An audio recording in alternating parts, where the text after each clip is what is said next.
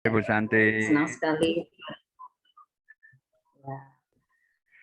Senang sekali di sore hari ini Bapak dan Ibu masih bersemangat untuk hadir meramaikan perayaan ulang tahun yang pertama Komunitas Konseling Satir Indonesia. Dan hari ini adalah pembuka dari rangkaian kegiatan perayaan 1 tahun Konseling Satir Indonesia, dan sebuah kehormatan bisa membuka dan mengawali kegiatan ini, di mana KSI merayakan ulang tahunnya dengan berbagi ilmu ya, dengan menghadirkan satir untuk mengenali konseling satir lebih jauh untuk masyarakat umum.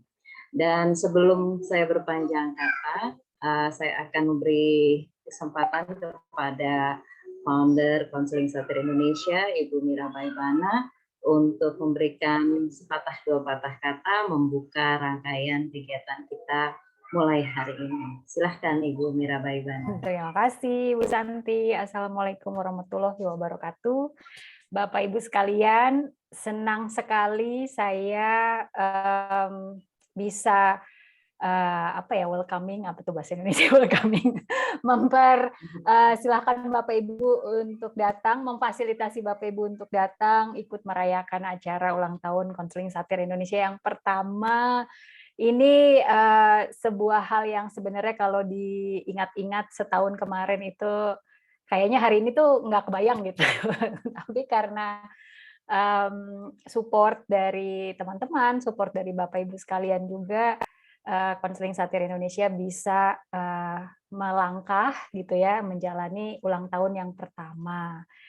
Dan Bapak Ibu sekalian, tentu sebagai komunitas ya, komunitas belajar yang belajar juga dari komunitas yang lain. Nah, ini saya belajarnya dari komunitas INLPS, ini foundernya juga ada di sini dan nanti akan jadi pembicara kita. Saya belajar bagaimana berkomunitas gitu ya, bagaimana membentuk satu komunitas yang tujuannya ya kita memang sukanya belajar gitu ya. Nah, karena satir ini atau Virginia satir atau pendekatan satir terapi itu kurang dikenal di Indonesia, maka komunitas belajar bersama ini jadi sebuah support system gitu ya untuk kita semua memperdalam keahlian kita dalam melakukan konseling, terutama menggunakan pendekatan satir. Nah, satir nggak hanya sendiri gitu ya, artinya pengaruhnya ada banyak, pengaruhnya ada ke NLP juga. Nah, maka nanti akan ada pembicara kita yang pertama yang juga membuka rangkaian ini, memperkenalkan satir juga gitu ya, sehingga kita semua makin kenal, makin belajar, makin bisa belajar gitu ya, makin bisa memproses diri kita lewat kegiatan-kegiatan yang ada di komunitas ini. Terima kasih banyak Bapak Ibu atas kehadirannya. Kita akan mulai belajar bersama. Saya kembalikan lagi kepada Ibu Santi. Iya. Wassalamualaikum warahmatullahi wabarakatuh. Waalaikumsalam warahmatullahi wabarakatuh. Terima kasih Bu Mirabai. Ya, untuk diketahui di sini Bapak dan Ibu yang hadir mungkin belum tentu semuanya adalah member dari Konseling Satir Indonesia ya. Di sini banyak wajah-wajah baru yang mungkin tidak bergerak di bidang konseling, tetapi sama-sama mau belajar bersama. Kita menyambut dengan tangan terbuka. Dan tidak berlama-lama, kita langsung saja karena kita hanya 1 jam sesi hari ini untuk membuka rangkaian kegiatan. Hari ini saya akan memperkenalkan narasumber kita, ya, Bapak Teddy Prasetya Yuliawan. Selamat bergabung Pak Teddy. Saya panggilnya Bapak apa Coach Teddy ya? Ini kalau di satir begini karena isinya Bapak Ibu konselor gitu harus pakai Bapak Ibu gitu ya? Enggak, itu karena nervous kayaknya ya. Takut keceplosan lo gue gitu, jadi Bapak Ibu kita. Panggil aja Mas Bro begitu. Iya. Iya, Mas Bro. Ya, sebelumnya saya perkenalkan dulu kalau di flyer disebutkan bahwa Pak Teddy ini adalah founder dari Indonesia NLP Society, dan tadi Bu Mira juga udah menyampaikan bahwa banyak belajar dari membangun komunitas ini, banyak belajar dari komunitas INLPS. Sudah berapa tahun kalau INLPS Pak Teddy? Sudah 14. Ya, 14 tahun ya. Mudah-mudahan kita komunitas konseling satir Indonesia juga bisa mencapai usia belasan tahun ya sampai terus ya, insya Allah. Ya, di sini selain sebagai foundernya Indonesian LP Society, kalau saya mengenal Pak Teddy ini justru dari buku-bukunya. Ya, sebelumnya sih perkenalannya puluhan tahun yang lalu ya, tapi belakangan yang saya kenal dari buku-bukunya Nasihat Diri Series ya, dan buat Bapak dan Ibu yang belum familiar dengan NLP atau Neuro Linguistic Programming ya, ini adalah nanti Pak Teddy akan menjelaskan lebih detailnya, tetapi menyandang gelar sebagai founder NLPS ini dilakukan dengan sangat konsisten oleh Pak Teddy, karena hampir semua yang mencerminkan dirinya di sosial medianya ya, di Instagramnya, di Facebooknya, di YouTube channelnya, semua berbicara tentang belajar, tentang tentang NLP, tentang filosofi ya, tentang suatu hal yang dilakukan secara konsisten ya, sebagai produk atau hasil dari penerapan NLP dalam kehidupannya. Ya, mungkin itu saja pengantar dari saya. Selanjutnya kita langsung beri kesempatan, kita sambut Pak Teddy Prasetya Yuliawan. Boleh dikasih applause dulu, apa kasih ya tangan nih. Ya. Oke. Silakan. Baik, bismillahirrahmanirrahim. Assalamualaikum warahmatullahi wabarakatuh. Terima kasih. Waalaikumsalam warahmatullahi wabarakatuh. Waalaikumsalam warahmatullahi wabarakatuh. Oke, makasih ya undangannya ya, komunitas konseling satir Indonesia ini seingat saya tahun lalu berdirinya, berarti emang beneran setahun ya. Dan itu juga penandai kalau nggak salah perkenalan jumlah tahun perkenalan saya sama Mbak Mira sebenarnya ya. Jadi ya gara-gara itu. Tapi jembatannya memang Bu Santi inilah ya. Saya harus manggil Bu karena memang dia Bu guru betulan. Jadi meskipun teman SMA kamu ini, satu organisasi juga gitu ya. Tentu saja sekarang luar biasa ya si Bu Santi. Jadi sore ini kita ngobrol-ngobrol sedikit soal Virginia Satir dan NLP. Tapi mungkin karena waktu kita pendek, saya nggak akan sempat bisa menerangkan apa itu NLP, dan nanti kalau saya sebutkan istilah-istilah yang membingungkan karena itu istilah NLP dan Bapak Ibu atau teman-teman bingung, itu sudah pasti ya. Jadi saya pastikan kemungkinan yang belum pernah jalan tapi pasti bingung. Tapi tenang saja, jawaban lebih panjangnya ada di channel YouTube sebenarnya ya. Saya bukan promosi, cuma maksudnya di channel YouTube itu tiap minggu saya bikin video soal NLP yang ya dari mungkin 3 tahun lalu saya buat video. Karena ada pertanyaan-pertanyaan yang berulang, jadi monggo merefer ke sana. Tapi nanti saya kasih beberapa istilah hints-nya dulu lah gitu ya bagi yang belum kenal NLP. Mungkin boleh sekedar chat, ketik di chat ya, yang sudah pernah tahu NLP siapa dan yang belum juga siapa. Gitu. Oh nggak usah pakai chat deh, pakai centang aja nih. Ini kan ada reaction ya. Yang kasih centang aja yang sudah pernah tahu, kasih silang yang belum pernah tahu gitu ya. Nah gitu, yang lupa ya itu mungkin kasih bingung atau apa ya. Tapi kalau ini harusnya sih coba kita lihat ya. Ada 6, sekitar 6, 4, nambah terus nih ada sebagian-sebagian. Nanti kita lihatlah jumlahnya berapa ya. Yang sampai 50-50 apa enggak gitu ya. Oke, kalau gitu Bu Santi kayak mulai ya. Share screen ya coba ya. Udah kelihatan kah? Udah ya, kalau ada spotlight-nya kelihatan nggak? Bagus banget Pak tadi, bagus. Ya, spotlight-nya kelihatan lingkaran ini? Bagus, sangat kelihatan. Oke, baik. Ya, ini wajahnya Virginia Satir yang saya temukan ya. Wajah yang sangat ramah gitu ya. Jadi saya berharap bisa ketemu sama dia, tapi nggak tahu nanti someday ya. Mungkin kalaupun saya masuk surga, saya mau minta salah satu rekamannya mungkin aslinya gimana gitu. Katanya kan bisa request macam-macam ya. Karena saya mendalami NLP dari 2004. Ya, bukan mendalami, belajar pertama kali dari 2004. Lewat buku-buku, kemudian baru ikut training-training itu sekitar tahun 2007-2008. Kemudian ya mendalami di komunitas sampai sekarang.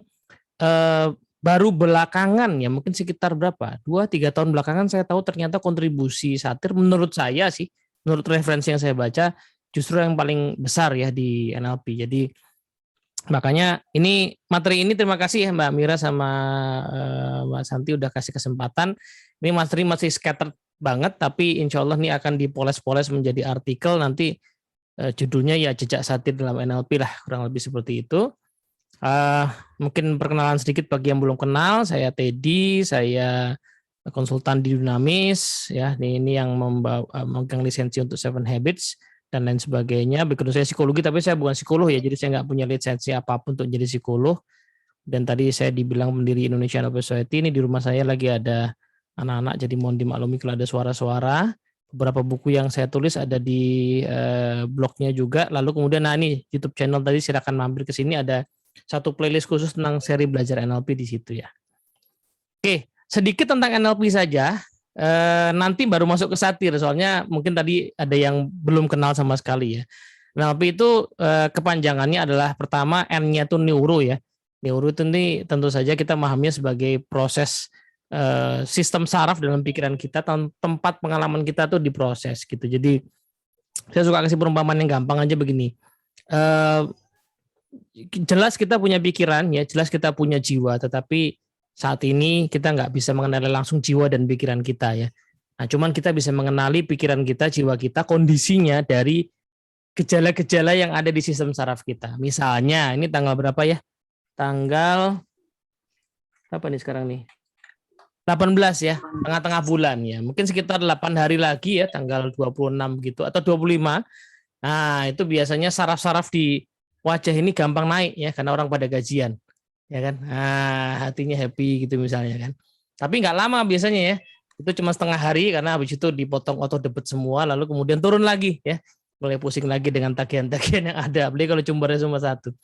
Jadi kita nggak bisa melihat kondisi jiwa kita secara langsung, tetapi gejalanya bisa kita kenali lewat apa yang terjadi pada saraf kita. So ini ilmu tentang itu ya, ilmu tentang mengelola pikiran perasaan kita lewat ya mengenali gejala-gejalanya di dalam diri kita.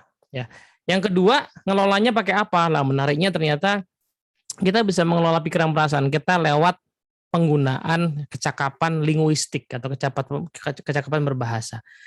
Nah, singkat cerita adalah ya kita punya banyak pengalaman tentu saja ya gimana kita bisa membuat orang bahagia hanya dengan kata-kata misalnya. Wah, kayaknya Mbak Mira kayaknya langsingan nih. Wah, itu kan cuman kayaknya Mbak Mira langsingan 4 kata ya. Itu dia sudah happy. Ya kan gitu. Tapi kalau saya ganti dengan misalnya kayaknya gendutannya dari kemarin gitu ya. Itu sudah langsung dia muncul emosi yang berbeda. Jadi cuman pakai kata-kata ya, bahkan saya nggak ketemu langsung hanya lewat hanya lewat Zoom ini saja ya. Kata-kata ternyata kalau kita cermat menggunakannya itu bisa membahagiakan orang atau sebaliknya gitu ya. Nah, ini dipelajari cukup detail di NLP. Nah, P-nya adalah programming ya. Jadi kemampuan kita memprogram itu ya, memprogram pikiran, perasaan kita dengan menggunakan kecakapan berbahasa kita. Jadi ada integrasi beberapa ilmu ya.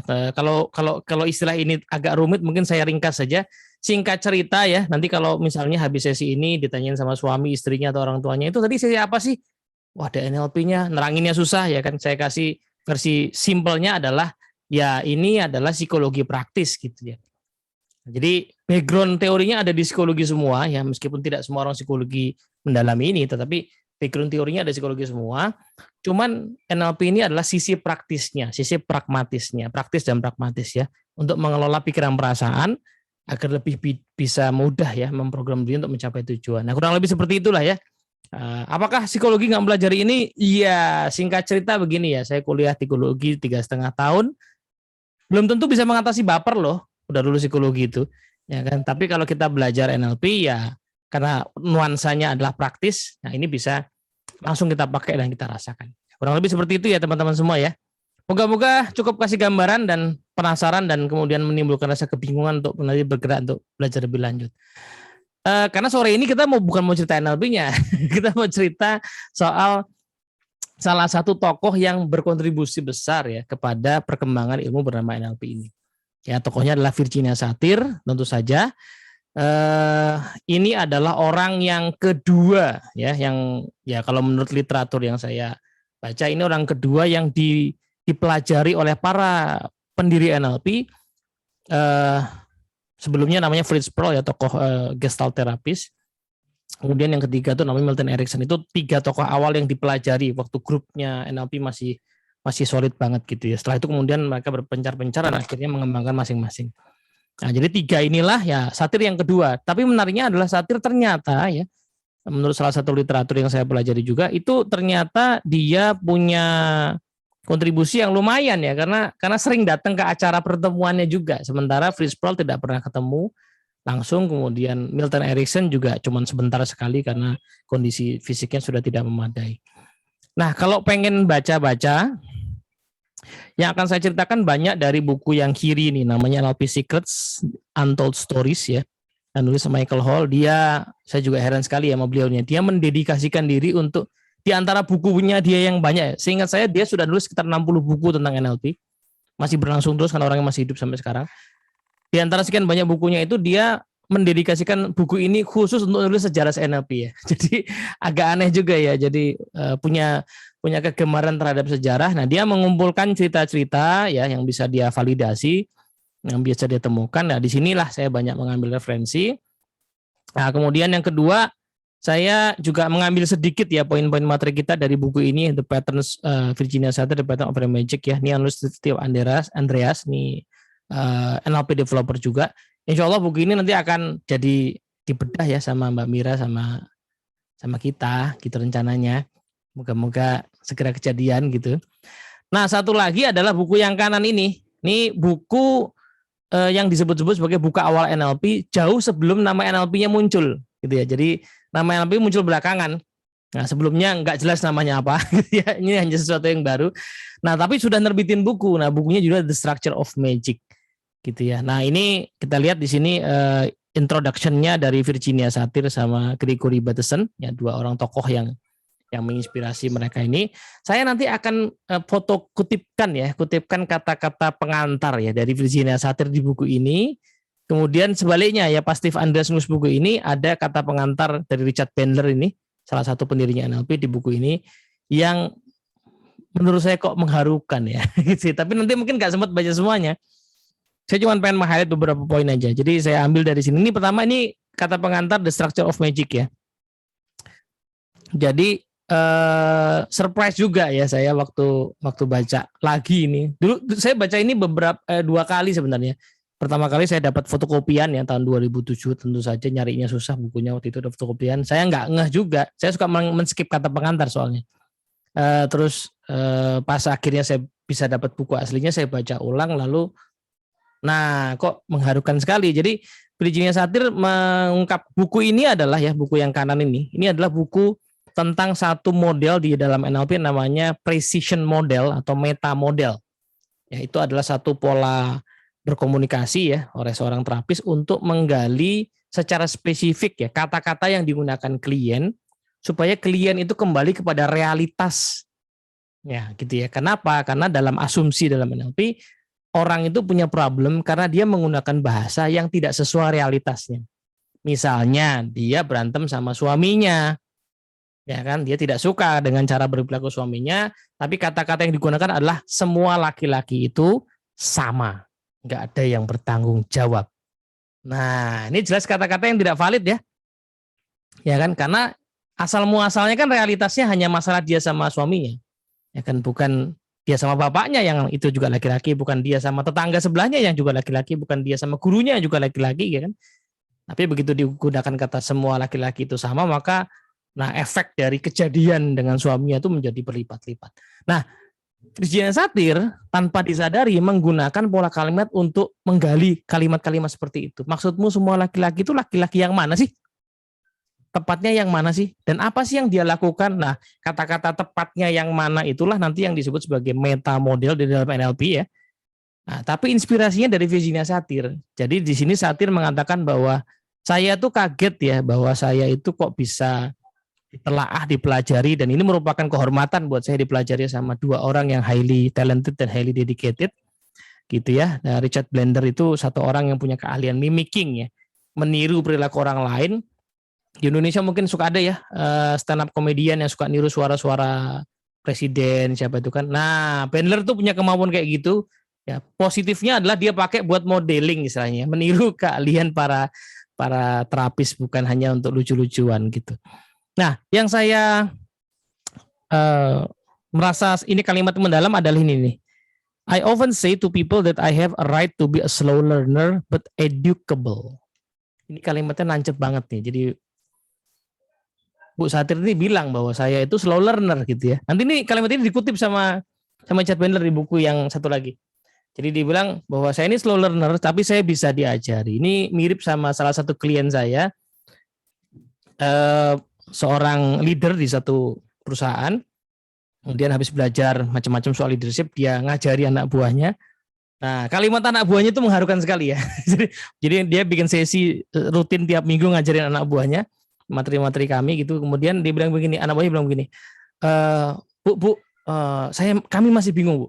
Tapi tenang aja, Bu. Harap Ibu bersabar. Satu saat kami akan mengerti. Nah, jadi ini sangat mengharukan ya. Jadi ini luar biasa loh. Kan nggak banyak orang kayak gitu kan. Ya, tenang. Saya masih bingung, tapi tenang saja. Ya, tolong Ibu bersabar. Nanti kami akan mengerti kok. Ya. Nah, ini kalimat ini apa ya? Seperti merangkum ya seluruh pendekatan yang dilakukan NLP dalam terapi, yang tentu saja terinspirasi dari Virginia Satir, itu ternyata adalah pendekatan tentang, saya suka dengan istilah re-educating the mind gitu ya. Jadi proses terapi atau nanti kalau dalam NLP aplikasinya dalam hal lainnya itu coaching misalnya, itu bukan proses mengubah orang ya, tetapi mendidik ulang ya, re-educating the mind gitu ya. Nah, itu yang kurang lebih ya saya ngambil highlight dari situ. Nah, yang kedua ini kebalikannya. Jadi si Richard Bandler ya bikin kata pengantar buat tadi ya buku yang ini, buku yang tengah-tengah ini. Nah, dia mengutip kembali gitu ya. Jadi dia katakan bahwa this isn't because kita jelek ya, tapi kata Virginia Satir, we are all slow learners. Jadi kalau saya coba ambil esensinya, kita tuh punya problem dan sehingga perlu diterapis itu bukan karena kita buruk ya. Dan ini nanti akan jadi salah satu esensi yang diadopsi di NLP dari Satir ya. Orang itu nggak ada yang buruk, orang itu semua punya niat baik, cuman mungkin belajar dengan cara yang salah gitu ya. Dan kita lambat belajar ya untuk memperbaiki diri gitu. Nah, tugas dari konselor terapis adalah membantu orang untuk lebih cepat belajar, atau ya kalaupun nggak cepet-cepet amat, at least berusaha lah untuk belajar kembali. Nah, kurang lebih seperti itu ya, teman-teman. Nah, yang unik di kata pengantar ini adalah si Richard Bandler itu menceritakan ya kesan dia, ya membandingkan Satir dengan orang lain. Di sini dibilang, dulu saya pernah ketemu sama orang yang nggak yakin sama dirinya ya. Saya nggak suka kelihatan ada orang-orang yang suka nggak yakin sama dirinya, orang-orang yang suka ya berjalan berbicara itu kayak nggak yakin sama dirinya. Dibilang Virginia Satir jelas bukan orang yang seperti itu, karena dia melihat Satir sebagai orang yang sangat firm, sangat yakin, tapi juga sangat hangat. Nah, ini ya kurang lebih nanti akan kita ulas beberapa poin-poin yang apa ya, yang mungkin menarik untuk kita ambil, meskipun tentu saja tidak semuanya. Kurang lebih seperti itu dulu mungkin pengantarnya. Bu Santi mau kasih pertanyaan dulu atau komentar dulu bagaimana? Kalau nggak salah Bu Santi ini tugasnya moderator, jadi saya khawatir nanti. Ya, jadi ya makasih. Jadi sebelum kita mulai sesi ini sudah ada sedikit pendahuluan ya. Kebetulan saya juga belajar Satir bersamaan dengan belajar NLP, dan dalam proses belajar ini menemukan banyak sekali irisan-irisan antara Satir dan NLP. Ya, dan ini yang kemudian saya tanyakan ke Teddy sebelum sesi ini dimulai. Beberapa di antaranya ya tentang tentang mantra-mantranya NLP yang agak-agak kalau dibilang kok nyambung ya sama Satir ya, juga tentang human model of the world itu yang kalau saya kok nyambungnya ke filter itu kok saya nyambungnya ke gunung es gitu ya. Terus ada belajar lagi loh kok kayak gunung es lagi gitu. Jadi ada banyak ya memang banyak irisan gitu. Dan tadi kalau dari awalnya ya yang digarisbawahi tadi itu lebih ke bagaimana ya satir ini meyakinkan ya bahwa semua orang belajar itu hak semua orang ya, bahwa apa namanya ya segala ya nanti di ini dulu deh tadi. Oke, baik. Mungkin kita coba ambil beberapa poin dulu ya, Bu Santi ya. Tadi Mbak Santi pernah menyebutkan soal ini. Soal kalau enggak saya ambil dari beberapa yang udah saya siapin dulu lah ya, Bu Santi ya. Apa yang diambil NLP dari satir ya? Sadar nggak sadar diadopsi gitu ya. Pertama adalah rapport ya. Jadi di NLP itu salah satu langkah yang sangat penting seorang terapis bisa memfasilitasi ya kliennya itu adalah rapport atau keakraban itu. Bagi orang psikologi istilah ini sering banget didengar, tapi saya sebagai ya yang pernah belajar psikologi tidak merasa bahwa cukup operasional. Baru di NLP saya belajar, ternyata di NLP belajarnya dari satir. Dan Michael Hall tadi yang nulis buku sebelah kiri mengatakan bahwa kayaknya rapport ini bisa dibilang kontribusinya satir karena dua. Dari Fritz Perls NLP nggak ketemu langsung kan, cuma lewat rekamannya. Dan Perls tuh bukan orang yang hangat ya, jadi nggak mungkin ngajarin ini. Milton Erickson sebenarnya punya kemampuan rapport yang bagus banget, tapi karena pertemuannya nggak lama, jadi yang diadopsi lebih banyak dari Erickson adalah nanti pola bahasa terkait dengan namanya hypnotic language ya. Nah satir itu ternyata penyumbang di sini, karena satir itu nature-nya orangnya hangat banget. Dan Michael Hall bilang mungkin ya dia mengembangkan kehangatannya itu karena dia itu sebagai perempuan katanya tinggi gede orangnya, ya tinggi gede gitu ya, sehingga mungkin aja intimidating ya. Ini bayangin aja bagi bule itu, Michael Hall masih bilang bagi bule itu intimidating, apalagi bagi kita ya kan. Jadi dia harus mengembangkan kehangatannya, jadi kemampuan untuk connect ya, untuk connect dengan klien. Dan ini NLP sangat menekankan sekali ya, tanpa ini nggak bisa jalan yang lain-lain ya. Nah, sepertinya ternyata ini diambil dari satir ya, terinspirasi dari situ. Ya, satir ini punya banyak quotation tentang rapport gitu. Yang kedua tadi sempat disinggung ya, nanti ya soal satir stansi kalau bahasanya Mbak Mira. Ya kan, kalau di NLP, kalau di buku-buku NLP, buku-buku lama itu sempat ada yang memasukkan buku-buku cukup tebal, misalnya punyanya Michael Hall tadi punya buku panduan NLP judulnya The User Manual for the Brain, itu masuk di situ. Mereka nyebutnya satir kategoris, ya kan. Dan saya baru tahu fungsi itu ya setelah dengerin sharing Mbak Mira waktu itu ya. Di satir itu fungsinya apa gitu ya. Di NLP yang kayak baca ya cuman semacam apa namanya, ini sudah langsung aplikasi biasanya kalau di NLP, langsung aplikasi gaya bicara untuk public speaking dan sebagainya. Dan benar juga ya, barangkali di NLP istilah yang lebih tepat untuk membandingkan stance ini adalah state gitu ya. Kondisi pikiran perasaan seseorang ketika berelasi dengan dunia gitu. Apakah dia tuh orang yang ya mungkin dalam bahasa lain adalah blaming gitu ya, atau placating, kebalikannya misalnya. Itu adalah state ya, karena state kondisi pikiran perasaan itu sesuatu yang menggerakkan perilaku kita. Dan perilaku kita dalam bahasa NLP itu menggerakkan orang lain atau mendekatkan kita kepada hasil. Gitu. Jadi rasa-rasanya sih ya, ide dari NLP tentang pentingnya mengelola state, karena state itu menggerakkan perilaku, karena perilaku nanti berdampak kepada orang lain turun hasil, itu juga diambil dari satir. Karena satir itu kalau dalam bukunya si Steve Andreas yang tengah-tengah itu sangat banyak nantinya ya, dia menekankan klien itu untuk punya action yang baru, yang berbeda dalam rangka memperbaiki hubungannya, kan dia terapis keluarga ya. Jadi bukan hanya mungkin kayak pada umumnya kita sering nonton terapis konselor di film-film ya, ngobrol gitu ya, bukan hanya itu kan, tapi selalu ada action plan, selalu ada rencana tindakan, habit-habit baru, dan itu datangnya pasti dari state ya. Nggak mungkin orang tiba-tiba oh ya udah nanti saya lebih sabar sama suami saya, nggak mungkin begitu langsung ya. Dia pasti akan perlu mengolah pikiran perasaannya dulu ya, mendesain sesuatu yang berbeda, kemudian akhirnya bisa memulai ya habit-habit yang baru. Yang berikutnya adalah soal patterns. Jadi di NLP itu ada ide soal pattern. Perilaku manusia itu ada polanya bisa dikenali, polanya bisa disadari, dan polanya bisa diubah. Nah, kalau kita takut itu, ternyata takut itu ada polanya, ada proses di pikiran kita untuk menghasilkan rasa takut.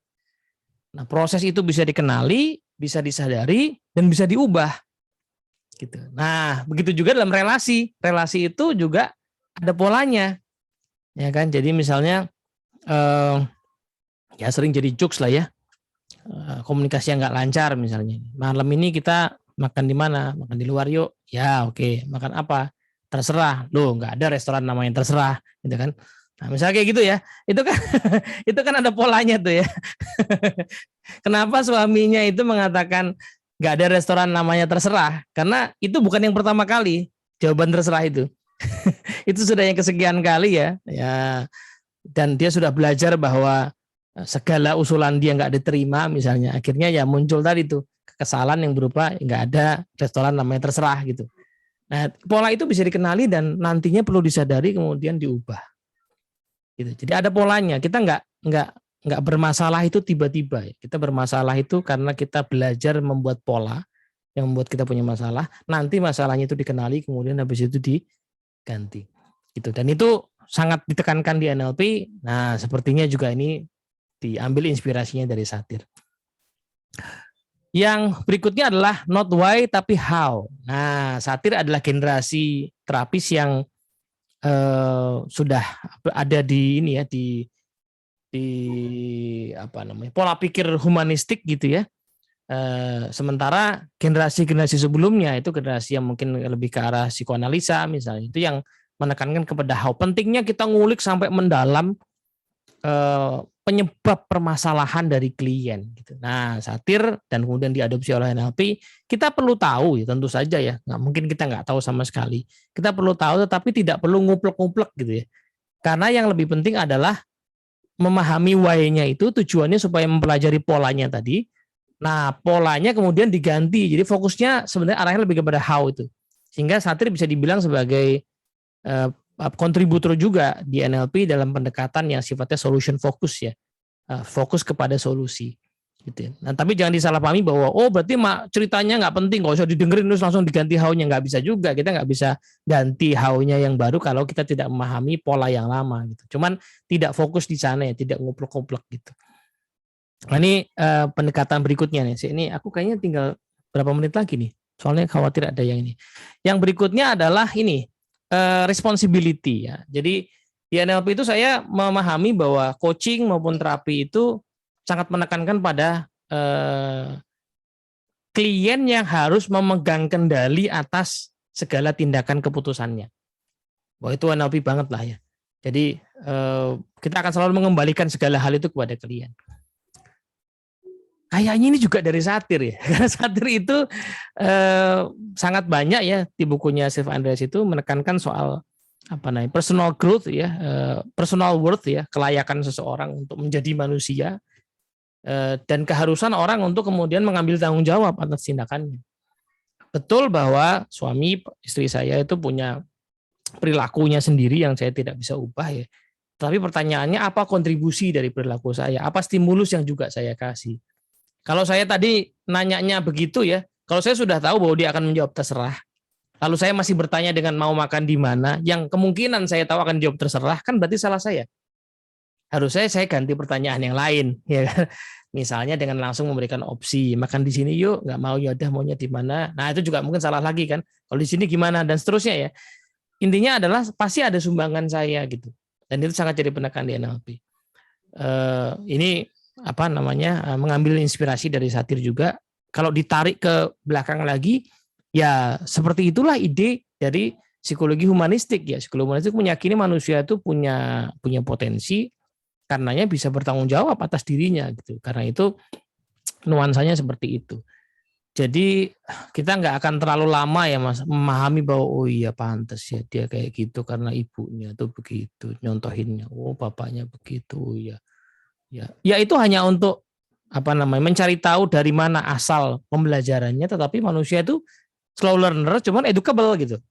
Jadi bisa educatable, jadi bisa dididik, bisa diajak bertanggung jawab kembali gitu. Nah, kemudian ini sudah sempat saya singgung tadi, call to action. Jadi terapi maupun kalau di NLP ya coaching misalnya, itu selalu ujungnya adalah tindakan. Jadi tidak ada sebuah proses terapi coaching yang hanya aduh saya lega, terima kasih ya Mbak Mira, Mbak Santi, aduh lega banget gitu. Terus apa gitu ya tindakannya habis ini? Karena kelegaan itu hanya sebuah state ya, hanya sebuah state perasaan yang belum jadi perilaku gitu ya. Kalau tidak dibangun ya perilaku barunya, maka orang cenderung akan kembali kepada perilaku yang lama yang sudah bertahun-tahun. Jadi perlu ada proses berlatih di situ ya, berlatih untuk perilaku-perilaku baru ya. Bagaimana saya akan berbicara, bagaimana saya akan bertanya, bagaimana saya akan merespon, itu apa namanya ujung dari proses. Jadi sangat action oriented gitu ya. Maka ada latihan-latihan. Kalau nggak salah ya, saya hanya baca-baca dan nonton-nonton aja. Satir itu sangat ini ya Mbak Mira ya, sangat kadang-kadang sentuhan fisik ya dengan klien itu sangat banyak ya. Ada aliran satir yang seperti itu. Jadi betul-betul diajarin ya. Misalnya cara meluk gitu ya, atau gimana lah gitu ya. Karena ada sebagian klien mungkin misalnya dengan pasangannya itu ya sudah saking lamanya bermasalah gitu barangkali. Jadi ya tidak terampil gitu ya, tidak terampil melakukan perilaku-perilaku yang kecil yang bisa membangun kedekatan misalnya. Dan itu mungkin perlu dilatihkan di dalam sesi itu ya. Terlepas dari ini isu etika dan sebagainya, kita nggak bahas itu. Tapi poinnya adalah call to action. Ya, call to action harus ada tindakan apa real yang setelah. Nah, kira-kira begitu mungkin Bu Santi, ada mungkin komentar-komentar atau ini dulu. Ya. Ini masih ada beberapa sih, lihat aja ya.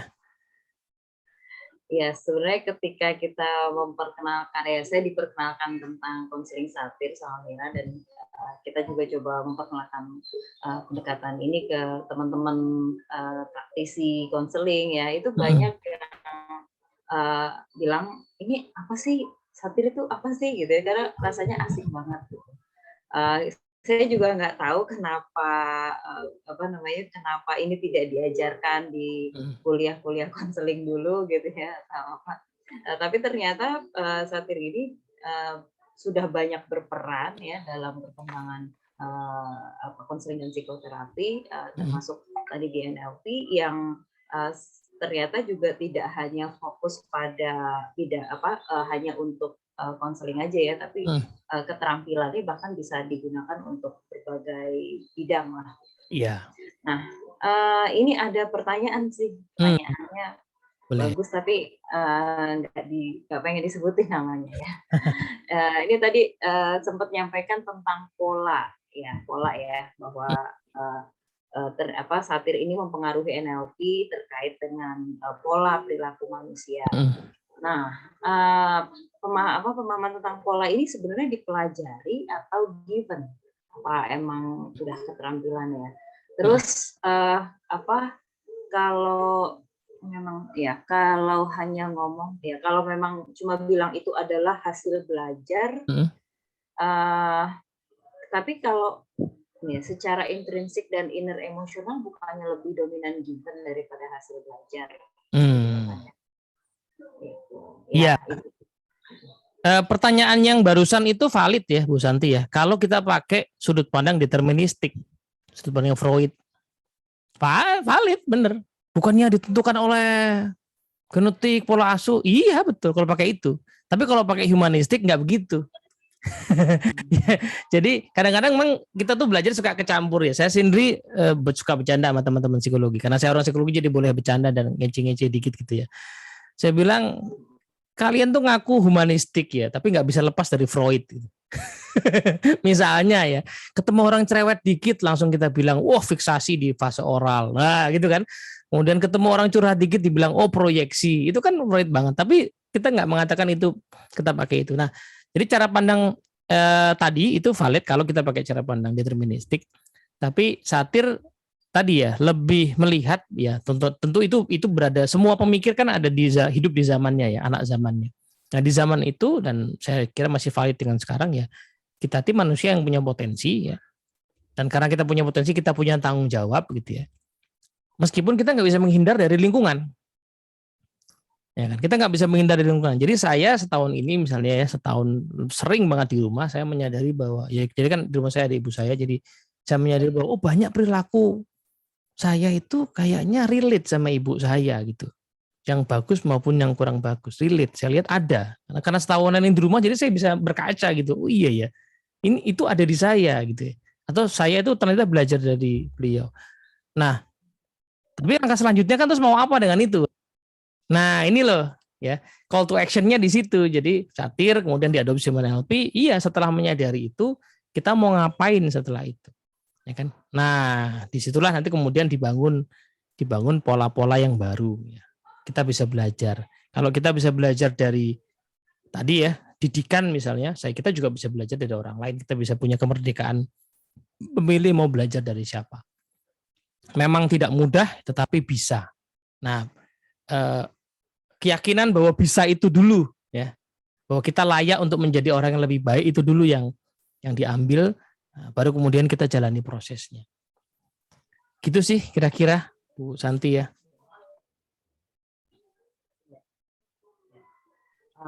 Tapi kalau tentang pola itu tadi berarti ini ya, tetap ada proses observasi, refleksi ya yang untuk bisa mengenali pola itu ya. Iya betul. Nah itu yang perlu proses. Jadi, nah ini menariknya ya.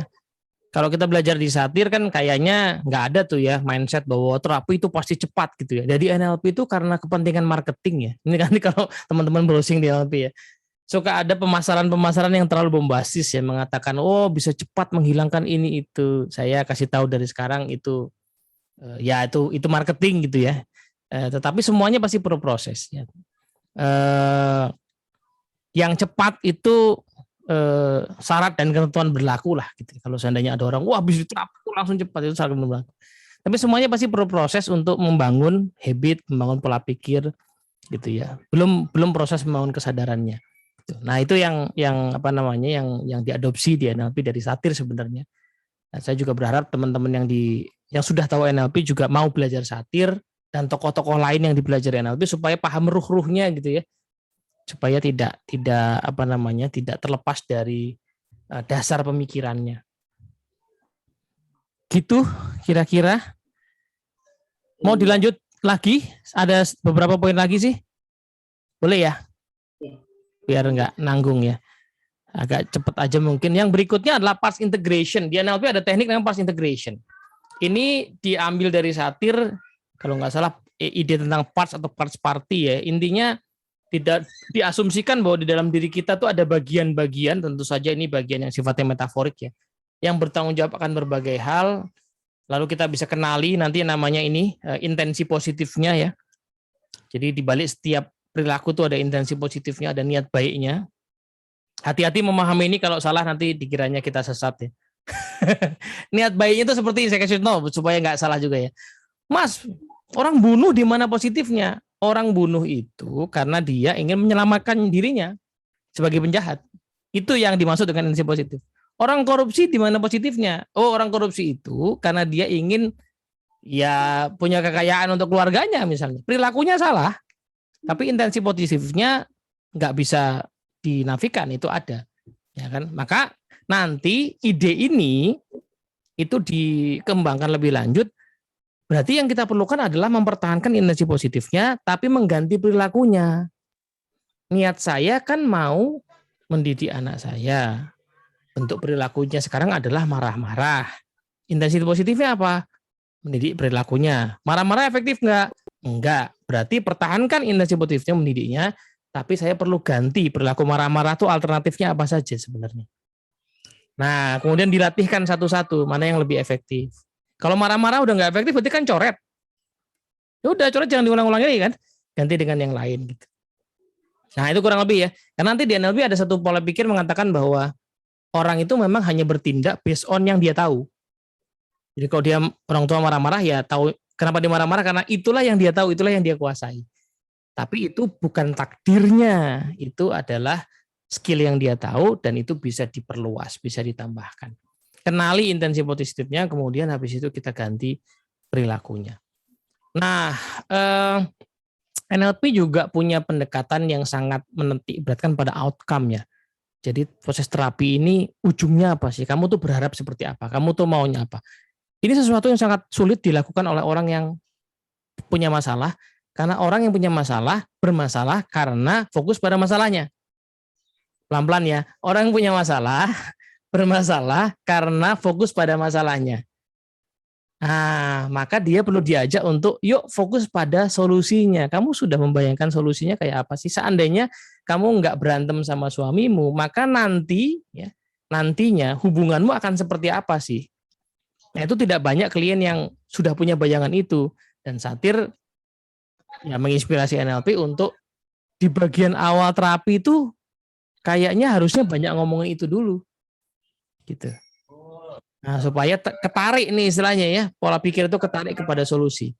Gitu ya. Mohon maaf ada yang suara yang terdengar, bisa dicek mic-nya ya. Oke, khawatirnya ada pembicaraan rumah tangga yang kedengaran gitu kan. Ya bahaya tuh, ya kan jemuran belum diangkat misalnya gitu kan. Oke, nah yang berikutnya tadi sempat saya singgung yang namanya meta model. Meta model adalah sebuah pola komunikasi yang presisi, ngajak klien berpikir secara mendetil. Kenapa? Karena klien itu seringkali menggunakan istilah yang ambigu, yang tidak jelas, seperti tadi semua laki-laki sama, dan akhirnya itu menimbulkan keterbatasan berpikir di dirinya sendiri. Nah, meta model itu gali itu. Nah, ternyata ini juga dari Satir ya. Satir itu sangat banyak di transkripnya bicara soal specificity gitu ya. Berbicara ngajak klien untuk spesifik. Dan yang terakhir adalah meta questions ya. Meta question itu pertanyaan-pertanyaan yang mengajak orang untuk merefleksi di pola pikir yang lebih tinggi. Kalau di Satir mungkin gunung esnya itu ya. Kalau di NLP barangkali neurological level misalnya. Itu juga terinspirasi dari Satir. Jadi Satir itu sering bertanya hal-hal yang kalau kata Steve Andrews ya. Kamu bisa ngelihat nggak diri kamu yang barusan ngomong gitu kayak apa? Pelan-pelan ya. Kamu bisa melihat nggak diri kamu yang ngomong gitu barusan kayak apa? Di sini ada proses berpikir yang berlapis tuh. Dia harus keluar dari dirinya, melihat dirinya yang bicara, lalu keluar lagi, lalu merefleksi dirinya yang berbicara itu seperti apa. Nah, Satir nggak tahu namanya apa. dia melakukan itu secara alamiah dan itu works. Artinya itu bisa mengajak orang untuk refleksi mendalam dan kemudian mengubah pola pikir, akhirnya mengubah pola perilaku. NLP kemudian menstrukturkan itu sebagai meta levels of thinking ya. Jadi pola pikir di level-level yang lebih tinggi, meta itu artinya above. Dan pertanyaan-pertanyaan yang bisa menggali hal itu namanya meta questions. Gitu ya. Nah, tentu saja Satir mungkin nggak menyebut sebagai meta questions, tetapi inspirasinya datang dari situ. Begitu kira-kira, Bu Santi, Mira. Saya tuh pengennya dengerin aja gitu ya. Ya, mungkin ini kita masih punya 9 menit dari Bapak dan Ibu. Kalau ada yang mau ditanyakan, boleh. Yang mau bertanya secara langsung silahkan. Yang mau bertanya di kolom chat juga boleh. Ya, sambil menunggu teman-teman yang ingin bertanya. Jadi kalau ketika belajar NLP ya, di NLP itu ya tadi istilah ada meta model, meta question, itu sebenarnya hal-hal yang di konseling atau di Satir itu kita disuruh gitu ya, disuruh untuk melakukan itu, tetapi ya mungkin kita nggak tahu namanya atau bagaimana membangunnya supaya menyusun menspesifikkan pertanyaan itu supaya istilahnya kalau Mbak Mira bilangnya apa ya, bukan pertanyaan kepo gitu ya, tapi pertanyaan yang bersifat terapeutik. Nah, itu kan, oh ya ngerti ya, bertanya itu yang terapeutik. Tapi kayak apa gitu ya? Bagaimana supaya kita bisa seterampil Mbak Mira dalam memberikan pertanyaan yang terapeutik. Nah, ketika belajar NLP, oh jadi begini ya, memang rumit ya, memang nggak sederhana. Tetapi caranya seperti ini. Kalau yang saya pelajari seperti itu. Yes. Ya kalau apa namanya ya, Itu lebih kurangnya ya. Jadi kalau kita belajar satir, belajar Milton Erickson, belajar Fitzgerald, kita akan belajar prinsip-prinsip dasar dengan sangat kuat sih. Kalau menurut saya gitu ya, prinsip-prinsip yang sangat kuat. Dan kita lihat sosok pendirinya kan ya, sosok pendiri pendekatan terapi itu sehingga kemudian bisa mengidentifikasi dan mengambil inspirasi. Nah, NLP itu mengambil sisi how to-nya. Jadi dibongkar how to-nya, dipelajari, jadi bisa dilatihkan. Nah, cuman kadang-kadang karena nggak ketemu sama sosok-sosok yang pendirinya itu, jadi nggak kebayang gitu kan. Report itu sampai kayak satir loh kalau mau gitu ya. Hangatnya tuh kayak satir gitu kalau mau. Nah gitu loh. Jadi raport itu orang kebayang. Pertanyaan itu kayak gitu. Kemudian kalau bicara Milton Erickson misalnya, persuasi influence tuh kayak Milton Erickson loh. Cukup pakai kata-kata lah, wong dia tuh lumpuh kok. Dia tuh lumpuh di kursi roda gitu. Tangannya juga nggak bisa bergerak. Nada bicaranya datar, tapi pemilihan katanya sangat presisi. Nah, jadi itu yang kadang-kadang terlepas gitu ya. Nah, jadi kalau dilihat ke tadi ya pertanyaan yang terapeutik, ya di NLP kita belajar soal namanya metamodel, ada banyak. Dan itu diambil dari linguistik yang namanya transformational grammar. Jadi John Grinder pendirinya NLP itu seorang linguis dia seorang linguis, kemudian dia mendalami transformational grammar-nya Noam Chomsky, kemudian disimplify ya, dibuat praktis untuk digunakan dalam proses sehari-hari gitu ya. Kalau dalam konteks terapi ya untuk terapi. Tapi balik lagi ya, kadang-kadang pertanyaan yang tadi pertanyaan well for outcome aja sebenarnya itu dalam banyak kali sudah terapeutik sih. Kalau ditanyakan dengan benar, ditunggu jawabannya gitu ya, tidak buru-buru misalnya. Oke, sudah cerita sepanjang itu ya. Terus habis ini kamu pengen apa gitu. Nah itu kadang-kadang orang balik lagi, curhat lagi yang panjang. Sebentar, tak ceritain dulu ya. Ini masih ada cerita yang lain lagi nih. Ya kan setelah diceritain, oke, itu ceritanya kan. Terus habis ini kamu pengen apa? Itu satu pertanyaan sangat sederhana ya. Habis ini kamu pengen apa? Apa hal berbeda yang ingin kamu alami instead situasi itu, ya kan? Nah itu kan pertanyaan yang akan mengajak orang keluar dari situasinya, kemudian dia masuk ke menggunakan imajinasinya ke satu titik yang baru gitu. Nah, tapi tentu saja itu tadi didasari oleh report misalnya kedekatan, connection yang dirasakan oleh si kliennya. Kalau enggak ya nggak akan terjawab dengan baik juga gitu. Karena proses menjawabnya itu proses discovery. Jadi itu bukan tanya jawab interview pekerjaan ya. Jadi pertanyaan terapeutik itu pertanyaan yang prosesnya discovery ya. Ngajak orang untuk refleks masuk ke dalam gitu. Ini termasuk menjawab pertanyaan yang ini ya, bagaimana orang bisa membuka diri ya, dia harus keluar dari dirinya kemudian buka. Ya kan, keluar dari dirinya kemudian membuka. Saya nggak bisa diri saya ya. Kalau saya nggak, kalau dalam NLP namanya saya mendisosiasi diri ya. Saya bayangin keluar dari diri saya terus mengamati perilakunya Teddy ini kayak apa. Oh iya bener, kurangnya di sini, tapi ada bagusnya juga di sini. Misalnya gitu ya.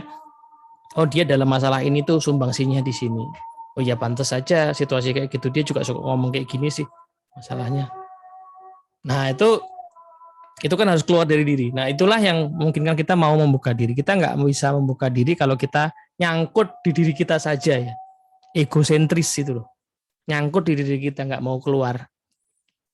Gitu. Muhasabah itu esensinya kan itu ya. Nah, dan itu ngomong-ngomong asosiasi disosiasi itu kalau menurut Steve Andreas di bukunya yang ini itu juga sumbangannya satir ya. Keluar kemudian merefleksi itu juga sumbangannya satir.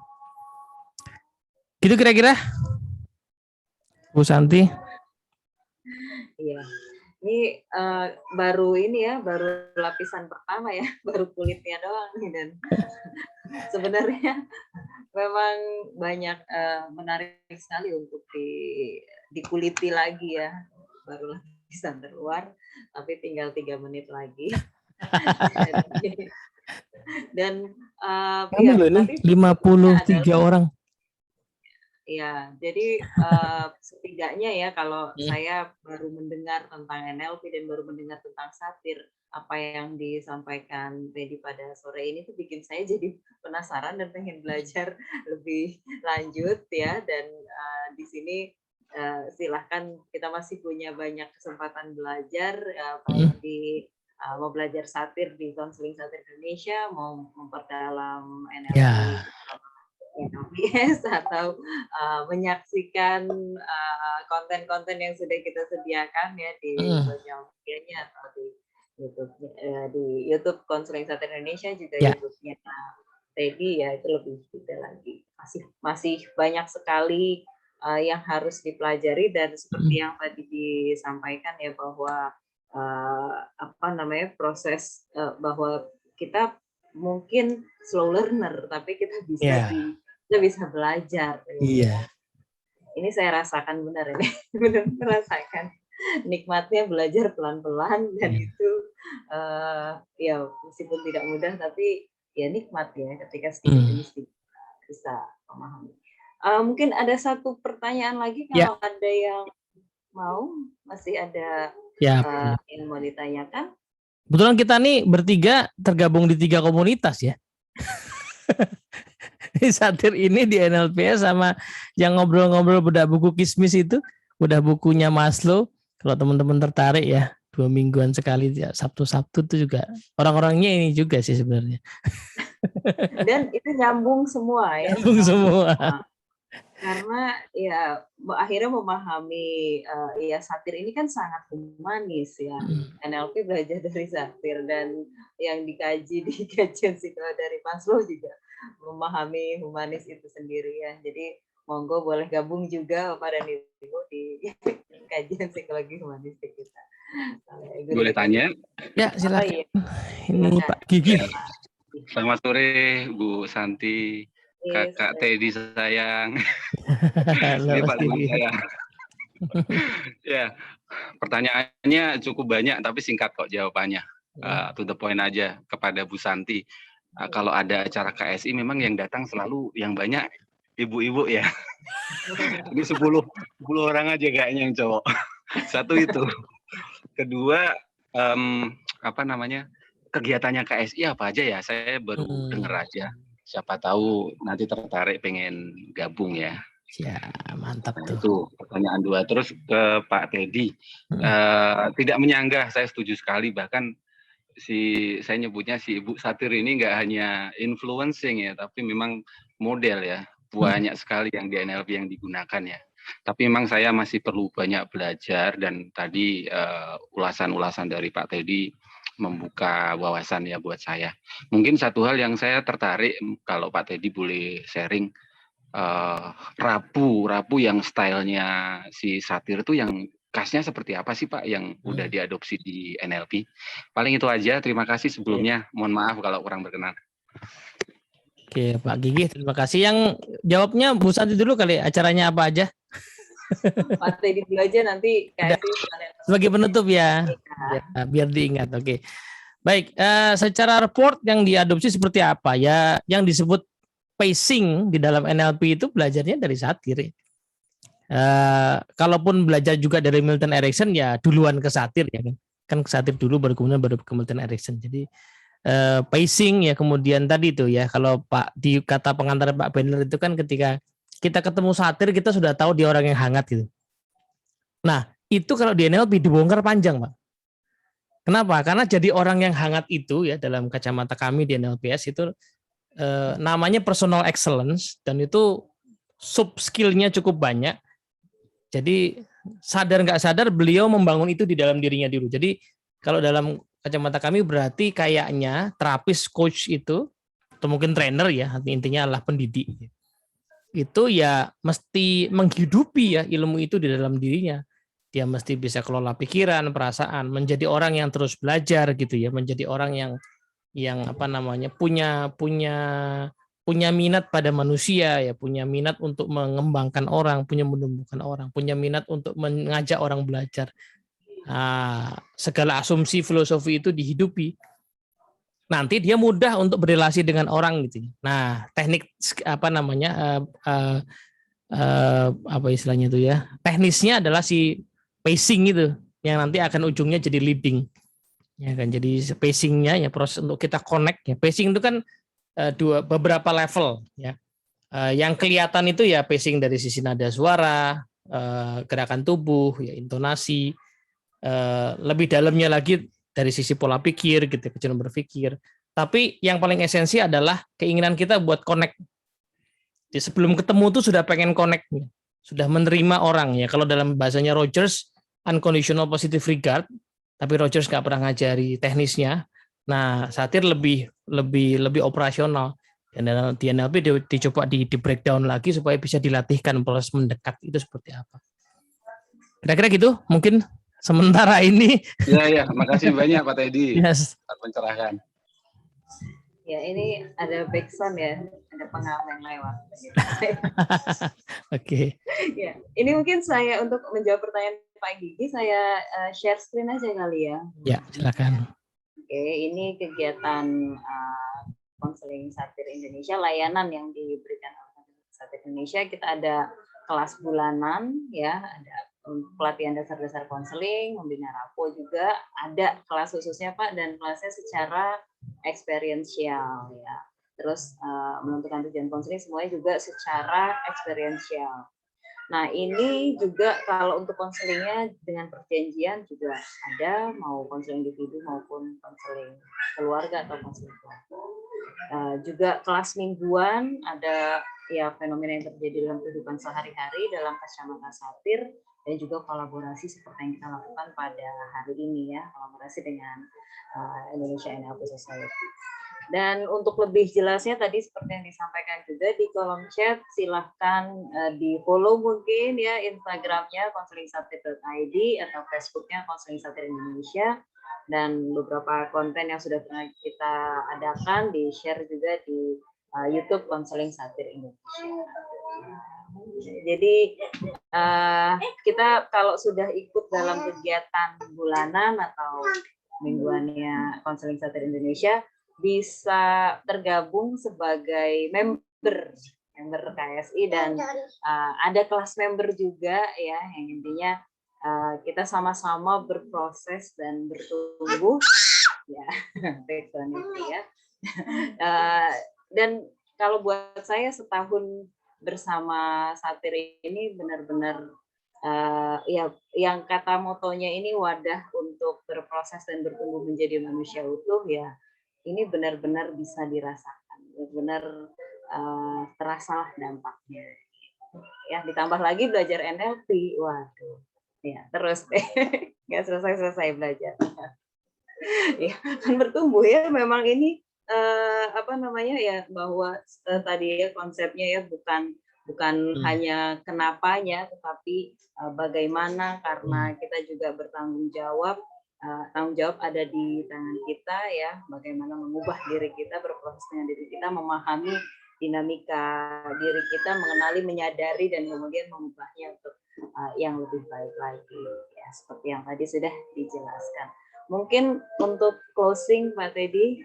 Makasih Bu Santi ya. Ya. Oh iya, sama-sama. Closingnya ya, selamat ulang tahun untuk Konseling Satir Indonesia. Moga-moga istiqomah gitu ya. Perjalanan kita panjang untuk memperkenalkan satir dan metode-metode konseling postmodern katanya Bu Mira ya. Eranya era postmodern gitu ya.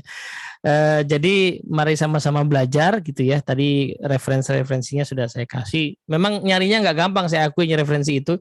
Jadi nggak mungkin ketemu di Gramedia gitu, perlu usaha sedikit. Tapi ya moga-moga kalau ketemu jadi bikin pengen mendalami. Dan sesi-sesi ini tentu saja moga-moga menjadi pemantik lah perjalanan kita untuk masuk ke dalam diri sih ya. Jalurnya bisa lewat satir, jalurnya bisa lewat NLP atau yang lain, tapi intinya terapi itu sebenarnya adalah proses mendidik diri kita gitu ya. Jadi ya bisa dua sisi ya, kita bisa menunggu sakit lalu harus diterapi ya, mendidik diri di situ, atau kita juga bisa mengantisipasi ya, mendidik diri supaya jangan sampai sakit. Saya pikir satir dan NLP punya khasiat untuk itu juga dua-duanya. Selamat sore, assalamualaikum warahmatullahi wabarakatuh. Waalaikumsalam warahmatullahi wabarakatuh. Terima kasih Mas Teddy. Sama-sama Pak.